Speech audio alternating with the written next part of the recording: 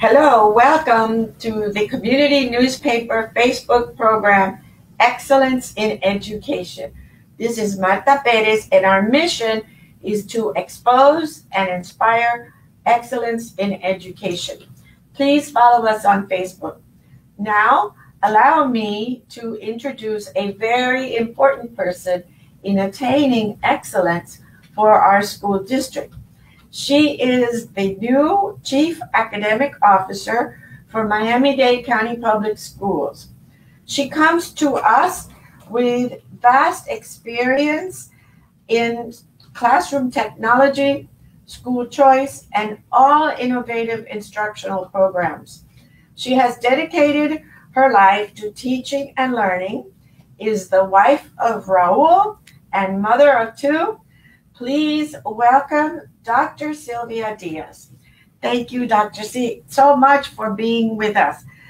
Before we begin asking you extremely important questions that are very relevant to our audience about schools in the coming months, please tell us a little bit about your background and how you grew up.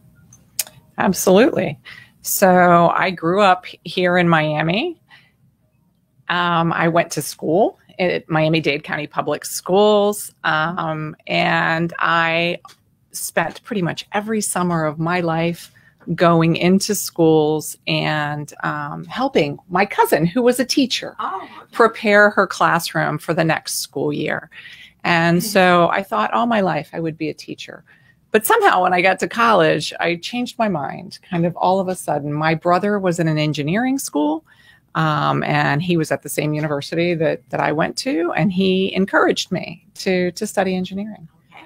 So I did that, and I actually studied computer science in the engineering college, and I worked as a programmer for a couple of years after I got out of school.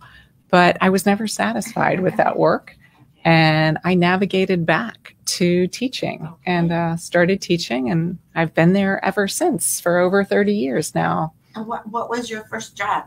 My first job was teaching computers to children at a K-8 center, a Catholic school. Okay. And I loved it. I loved interacting with the children. I loved helping them to learn new things because we used the computers both with the older kids for productivity, for learning tools, for supporting what they were doing in other classes. And for the little ones, we used it for developing their academic skills. And how long have you been in teaching and learning? I have been teaching now in education for 32 years. 32 years. So I think you've seen a lot in your days. I have. And I know that your experience is vast and your work is excellent, which is perfect for our program. Now, in April, the Florida Commissioner of Education said he released an emergency order providing flexibility to school districts. And a lot of people don't understand, what does that flexibility mean? And can you please tell us what it means, for example, for graduations of our current seniors, for promotions and retentions? Tell us what is happening because students are still being tested, and is that going to count? Tell us what that order means. Absolutely. So the emergency order gives us flexibility. So for students who are going to graduate, if they had not passed their exit exams, their algebra exam, or their ELA exam, or another exam like the SAT or the ACT that they can use as well for to exit high school for concordant scores. Those requirements are relaxed. The school district just... What does relaxed mean? It means that... What is that a synonym of? Right. It means that if they didn't take those tests and pass them, if the school district can assure, right, or can confirm that the students otherwise meet graduation requirements, that the students will be able to graduate this spring. Which a lot of people are somewhat skeptical of, because, you know, some people have said, oh, that means that kids who didn't show up, didn't do anything, they get an automatic pass. Oh, no. And To a degree, this has been an unprecedented 14 months. I suppose there will be a few cases like that, but go ahead and tell us how we are trying to control that. Right. No, absolutely not. So students have to meet the grade point average for graduation. They have to have obtained all of their credits.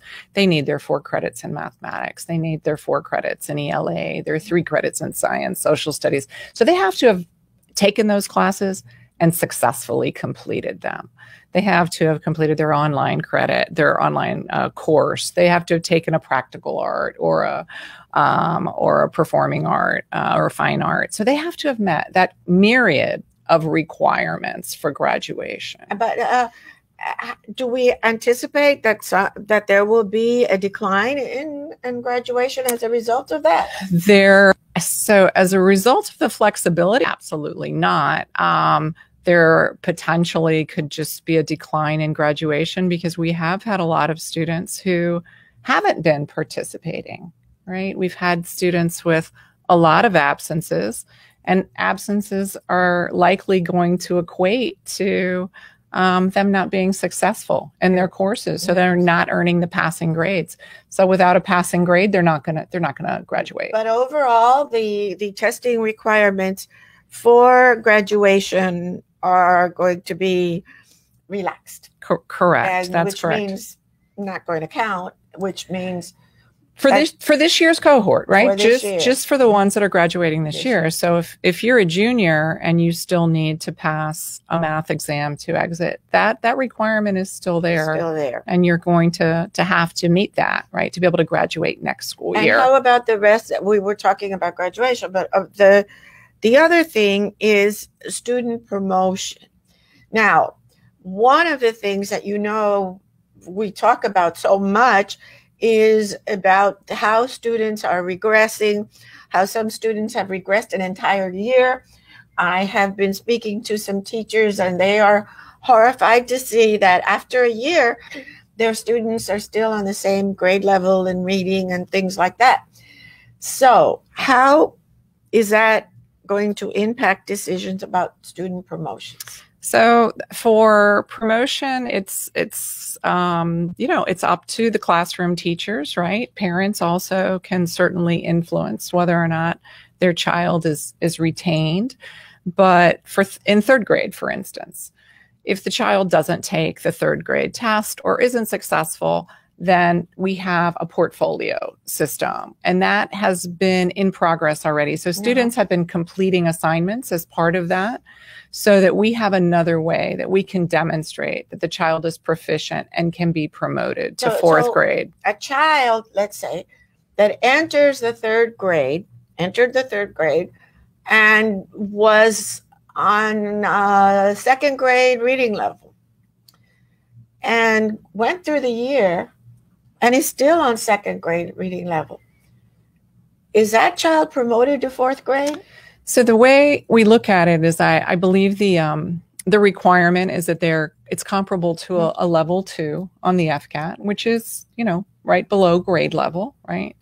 And so the child has to meet the requirements in the portfolio. So they have to go through that portfolio process, and the teacher is going to evaluate whether or not that child should be promoted to 4th grade. A lot of the teachers, they have so much more on their plate. There's, the pandemic, they're pandemicked out, and they're required to keep this portfolio of every student and be able to justify it. We've placed so much work on our teachers, and I'm afraid that they are mostly burnt out. It's a lot of teachers are leaving the profession, and I don't know how we're going to be able to address that. What are some of the things that you think we could be able to do? Well, what we try and do is we try and provide a lot of support at the district office, right? So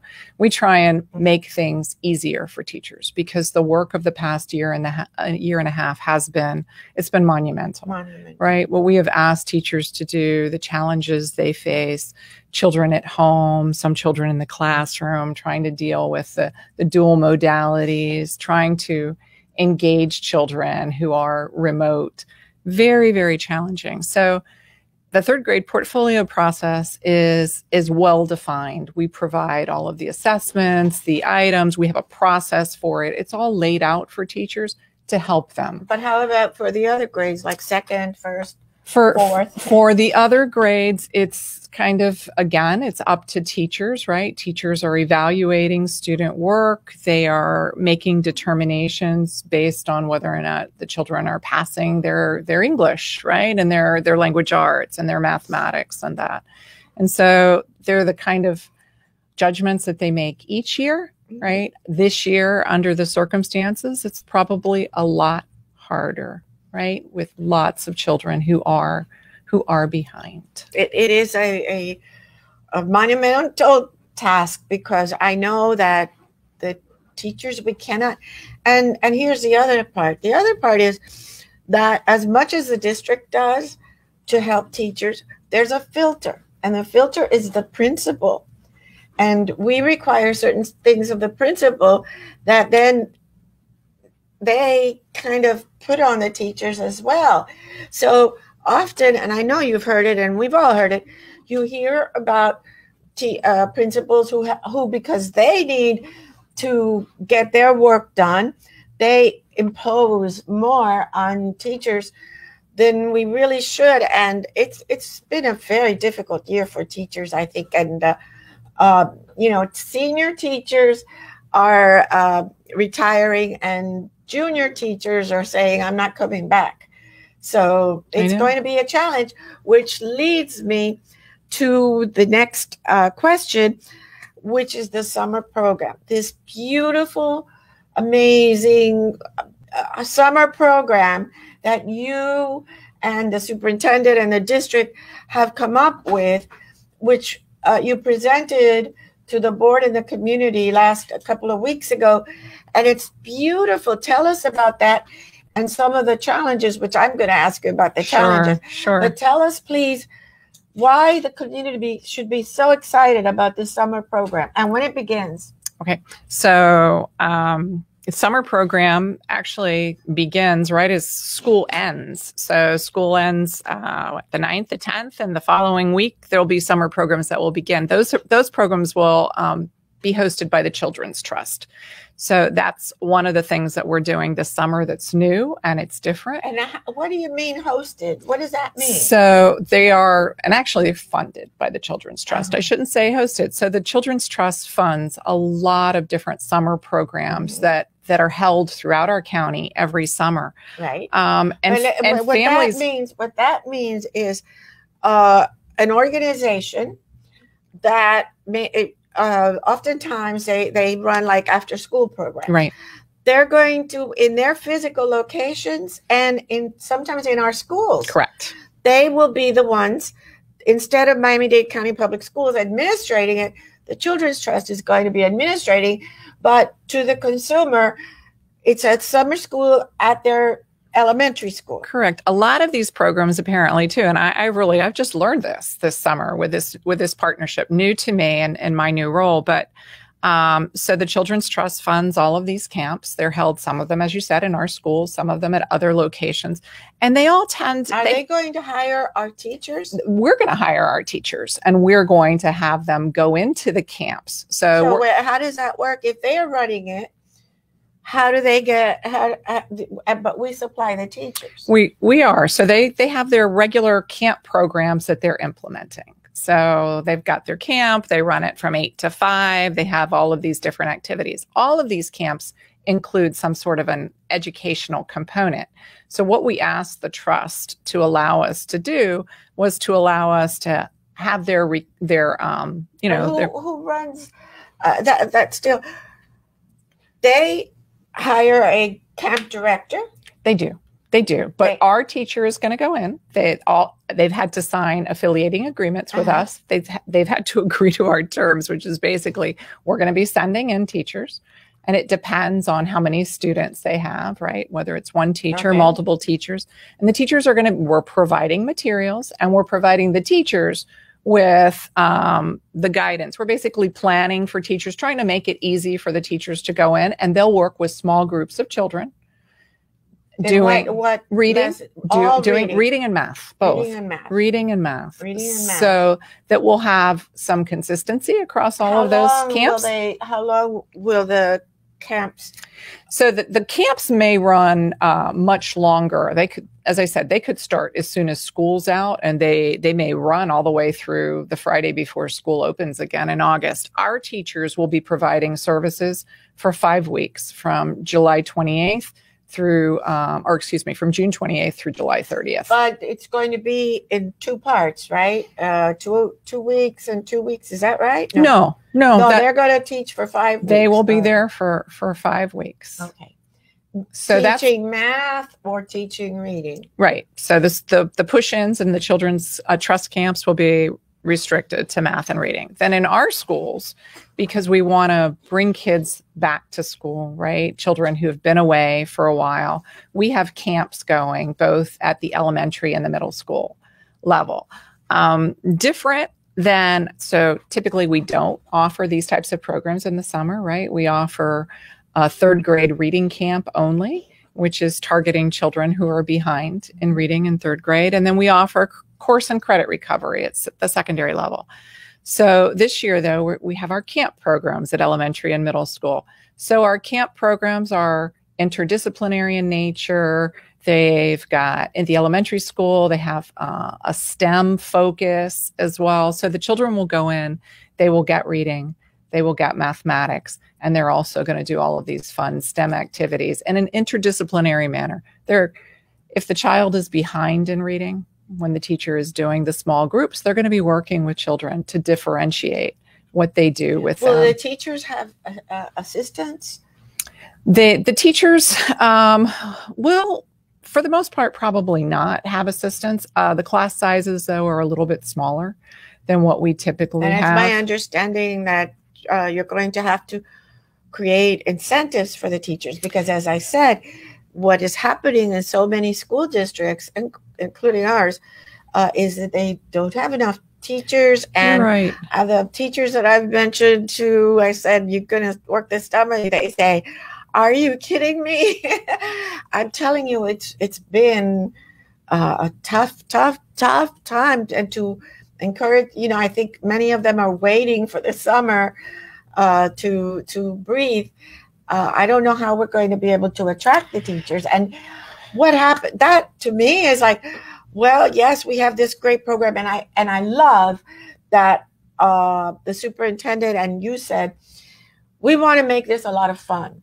Because if we have kids, we're trying to attract those kids who didn't show up, who didn't want to come to school.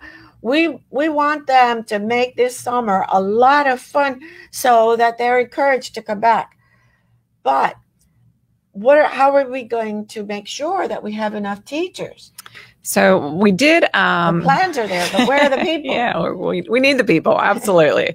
And we're working on getting them. So we did a survey. And we asked teachers if they were interested in working over the summer, and we gave them kind of the different configurations. There's hourly work, right, for the Children's Trust. There's all day. There's full-time work in our camps. There's part-time work. We've also got a Spanish immersion program, right, that we're doing in elementary school. So we kind of gave them, here's the landscape. Would you be interested in working? And we got a pretty good response back. I think over 3,000 teachers responded that they would be interested. So, and that was before they knew what schools were going to be open. So, well, how can a teacher apply?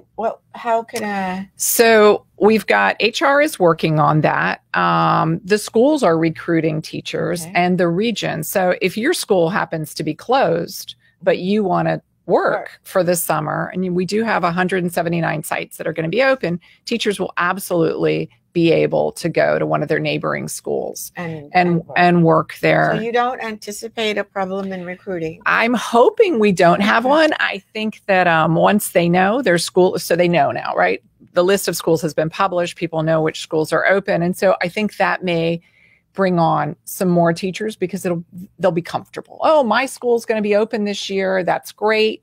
We're going to do some sessions with the teachers now too, just to explain the summer programming to them, right? So that they will understand the resources, what they're going to be expected to do and what they're not expected to do, right? The things. So we're hoping that we can attract them with that as well. A lot of candy. I know.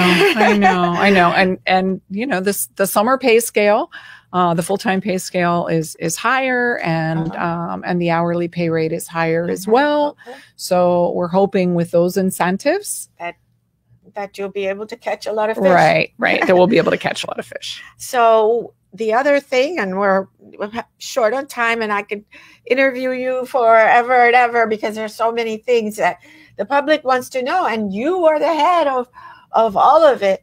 The district has been working on a new strategic plan, and a strategic plan is how we're going to strategize basically student achievement, in my opinion, for the next 5 years. Tell us a little bit about that. Sure. So we actually have a town hall meeting tonight. The superintendent does, and he will be discussing our priorities. And in our group in academics, I tend to think that, the priorities are similar to what they've been in the past, right? As a school district, what do we need to accomplish? We need to graduate kids who are ready to go on to post-secondary, ready to enter careers, right? Who are prepared for the life that they're going to face when they graduate. Sylvia, and the overarching theme for so many years has been the achievement gap. And we still have an achievement gap. We do. And we've had an achievement gap for 65 years. And how, in your opinion, how do we overcome that? I think so. What I was going to say about the strategic plan and right, the priorities are in many cases are very similar to what they've been. But what we need to do is, there are new priorities, but additionally, we need new strategies, right? We need to find different ways to reach children. And I know our teachers try and do this. So it's more support for them to help them. But sometimes when we teach something, and we teach it and maybe we teach it again and the kids don't get it. And we're like, okay, well, I've done it. And they don't get it. Right. And so then it's really about, you have to think about that and reflect on your practice. And how is it that I change that? What is it that I do to make sure that I'm reaching those students, right? It's become such a international market for teaching and learning and everything. And I'm reading a book about a teacher in Korea that makes $4 million a year. Oh my goodness. Because in Korea, they have those hagwons, those after school programs that are tutoring, but a lot of it is rote learning and anything, whatever, children are in school until 8 o'clock. But apparently this teacher, I guess he's just magical. And so he teaches his lessons, and I guess he makes it $4 million because he's online. And those kinds of exception. Are we working on, obviously not every teacher is a gifted teacher, on using some of these people that are able to explain things and touch students and using them and technology to help some of the students get particularly some math. You're a mathematician, right. Math concepts, geometry that seems to be so difficult for students. Well, absolutely. So we're rolling out a new LMS this year, right? A new technology platform. That tool would certainly help us to do what you're talking about, right? To share our teachers more effectively across the district. We tend to use our master teachers to help train other teachers, coaches in the schools, right? Who are master teachers who help other teachers to refine their skills, right? So that they can reach more children. This is what we have to work on. This is the way to address the achievement gap. more project-based, more hands-on learning, right? The rote learning for many children is just, they turn off, right? I know, but in Korea, it works. It works. And so much. And in a way, I mean, I'm not advocating for rote. However, I do see that, for example, the timetables, they have to be taught, and just have them, just like that. But that's part of it. There's no doubt. When I taught 7th grade math to gifted children, and they didn't know their times tables, that was one of the things that they needed to go back and do. Right? We had to help them fix that. Absolutely. Oh my goodness, we are running out of time. We've run out of time, and so many other questions. Thank you so much, Sylvia, for all your information, and we are so much better informed. And please come back and visit us. And thank you all for listening to Excellence in Education.